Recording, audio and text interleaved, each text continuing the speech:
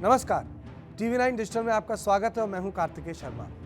आज सियासत की बात पे मैं आपको बताऊंगा कि क्या कारण है कि जिसके चलते अभी तक रूस ने यूक्रेन पर हमला नहीं किया है।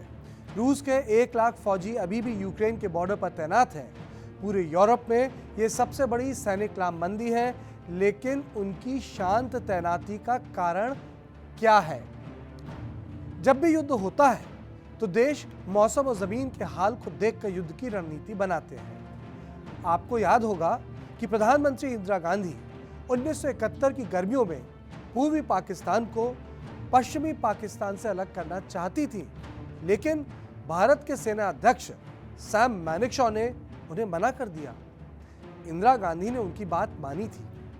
कारण था कि कुछ हफ्तों में मानसून शुरू हो जाता और नदियों में उफान आ जाता और जमीन दलदल में बदल जाती और टैंक से लेकर तोप सब जमीन में जम जाते। तभी भारत ने सैनिक कार्यवाही मानसून के बाद की। ऐसा ही कुछ यूक्रेन में हो सकता है। न्यूयॉर्क टाइम्स की रिपोर्ट के अनुसार इस साल यूक्रेन में सर्दी नहीं पड़ी है। अभी भी हजारों हेक्टेयर जमीन गीली है और कीचड़ की तरह हो गई है।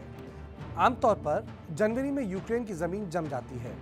अमेरिका का मानना है कि रूस जमीन जमने के बाद टैंक और भारी तोपों से यूक्रेन पर हमला बोल देगा। अगर अभी हमला बोल दे तो उसकी सेना दलदल में फंस जाएगी। यही कारण है कि अमेरिका के राष्ट्रपति बाइडेन जमीन पर सेना की हरकत से ज़्यादा वहां के मौसम पर नज़र बनाए हुए हैं। अमेरिका का मानना है कि अगर मसले को जल्द सुलझाया नहीं गया तो रूस फरवरी में हमला बोल देगा। वैसे रूस और अमेरिका की पहले दौर की बैठक नाकामयाब रही। रॉयटर्स के मुताबिक रूस का कहना है कि अमेरिका गारंटी दे कि वो यूक्रेन और जॉर्जिया को नेटो का हिस्सा नहीं बनाएगा, जो अमेरिका मानने को तैयार नहीं है। अमेरिका इसके एवज में ये गारंटी देने को तैयार है कि वो यूक्रेन में मिसाइल नहीं लगाएगा, लेकिन इस पर रूस तैयार नहीं है। दोनों देशों के बीच एक बार फिर इस हफ्ते के भीतर वार्ता होने वाली है, लेकिन अमेरिका को पूरा विश्वास है कि रूस चुपचाप हमले की तैयारी करके बैठा है। यूक्रेन की सीमा पर रूस ने चुपचाप अटैक हेलीकॉप्टर्स का बड़ा बेड़ा तैनात किया है और साथ साथ टैंक एक्सरसाइजेस भी किए हैं। जानकार कहते हैं कि रूस हमले की तैयारी कर रहा है, लेकिन पुतिन ने अभी सेना को हरी झंडी नहीं दी है। लेकिन इसका असर यह है कि अमेरिका के 150 मिलिट्री एडवाइजर यूक्रेन सरकार के साथ काम कर रहे हैं। इसके अलावा कई और देश यूक्रेन को फौजी सहयोग दे रहे हैं। अमेरिका की स्पेशल फोर्सेस भी यूक्रेन में तैनात की गई हैं और यूक्रेन में अमेरिका अपनी खुफिया विमान उड़ा रहा है, जिसके जरिए वो जमीन पर सेना की बातचीत को सुन पाएगा। अमेरिका ने रेवेट 135 और जे-स्टार जैसे विमान तैनात किए हैं।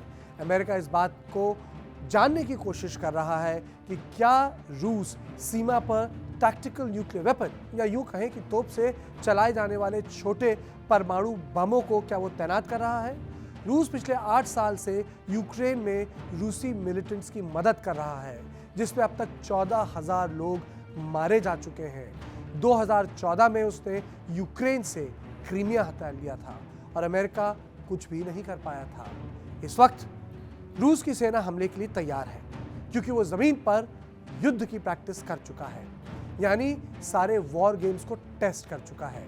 इसलिए सीमा पर शांति के बावजूद ये कहा नहीं जा सकता कि रूस के राष्ट्रपति पुतिन कब अपना मन बदल लें और यूक्रेन पर हमला बोल दें।